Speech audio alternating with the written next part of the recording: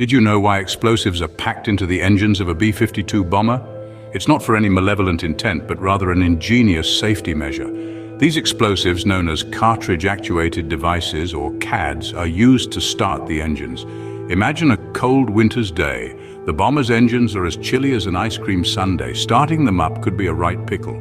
But that's where the CADs come in. When ignited, these explosives provide the necessary power to kickstart the engines, much like a robust cup of Yorkshire tea on a dreary morning. So it's not about destruction, but rather creation, the creation of a reliable, efficient, and safe way to get these mighty bombers soaring through the skies.